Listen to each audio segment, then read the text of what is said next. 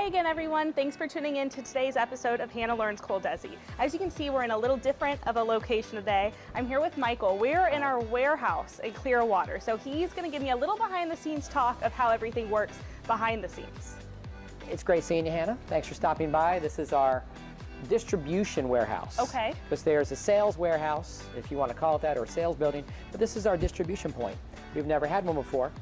We moved in here last September, so it's been a year and a month. Everything's going well. Awesome. And we're constantly growing. As you can see, you haven't seen the mezzanine before. You didn't even see it when it wasn't here. Wow. So the mezzanine is new. We added a second floor. If I could have gone to 3 floors, I would, but other than that, we have to just keep moving up, sure, you know, to find more space. So what kind of things do we have in here? We have everything that ColDesi and Coleman and Company sells. Okay. So that would be machinery, whether it's the Oki or the DTG program or Spangle. Any machine that is purchased through ColDesi is in this warehouse. Wow. And all the items that feed those machines, what we refer to as consumables, all of those are in this warehouse. Wow. So it is the solid single focal point of shipping now, including parts. Okay, so say I'm on Coleman & Company and I order some thread. What Right. happens then? What is the process? Well, the process is fairly straightforward, but some folks may think that you know, the Keebler elves in the tree are making the cookies and shipping them all out. I thought I saw one. There are some, Okay. and you'll see them go back and forth. But the process is fairly simple. You either visit the website on your own and place your order, or you call one of our wonderful customer service reps that are at the sales warehouse over in South Tampa. The order is placed, every order is placed through the website. So ColemanandCompany.com takes care of all the orders. Now, when those orders are finished, they automatically upload to our shipping program, our computer back here, which is where the shipping warehouse is. So the pickers and pullers, the distribution staff, whatever name you want to give them, they receive the order on a paper form, Sure. as well as on the shipping program itself. They will pull the products, find the right box, package it up safely, bubble wrap, a packing slip, and by the time it's all said and done, the box is then sealed. A label is generated for the speed of shipping that they picked, whether it be UPS or USPS, or it could be customer pickup. We have quite a few people, at least a dozen a day, that come here to pick up. Wow. So that's been great, and we get to meet our people, you know, our customers in person. Awesome. But the shipping process will end when the label is applied. It goes on a cart and it is brought to our dock, where UPS or USPS will pick it up. Okay. What's the craziest thing you've ever done to get a package out? Oh my goodness. Well, the craziest thing would usually involve someone who calls up last minute and they're desperate. And trust me, it's happened more times than I think people want to admit. Sure. And we do all that we can.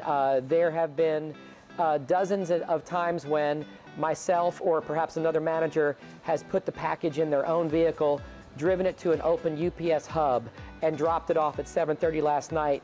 I must admit that it is today's October 23rd.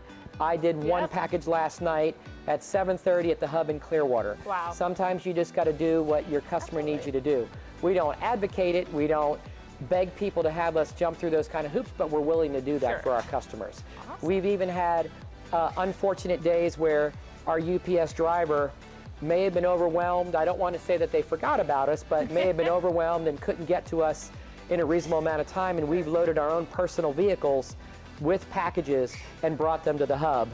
And apologies can come and go, but the customer is really only going to care when their package arrives. Sure. If it's delayed a whole day, it could mess up somebody's entire week. Absolutely. Yeah, well, about how many orders a day would you say? On average, Coleman and Company is 50 plus orders a day.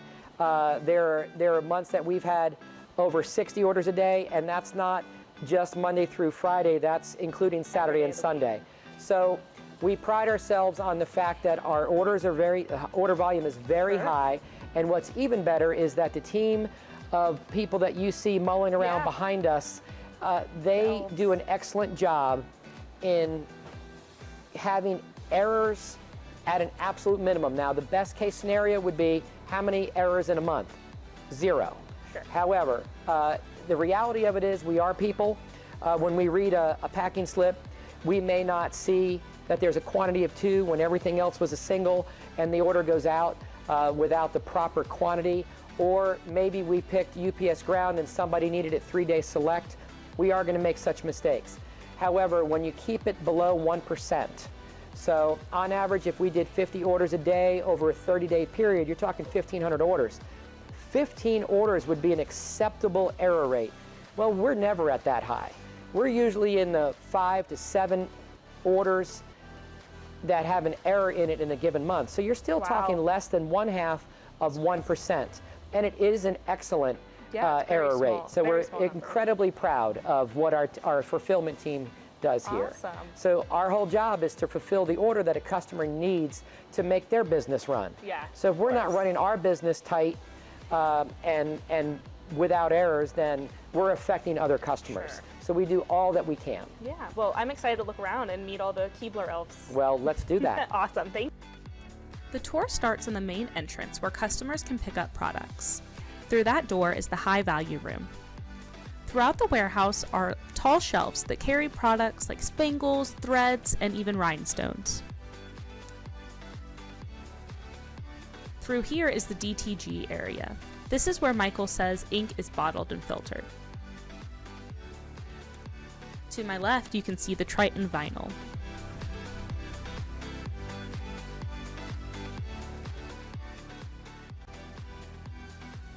Back here is where all the machines are carried. However, there is an overflow of machines in our West Shore warehouse. Michael said this is one of the main Keebler elves, Brian.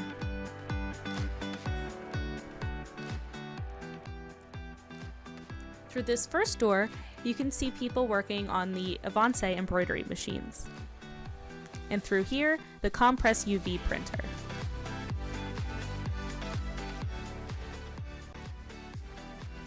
The final stop of our tour was on the second floor mezzanine.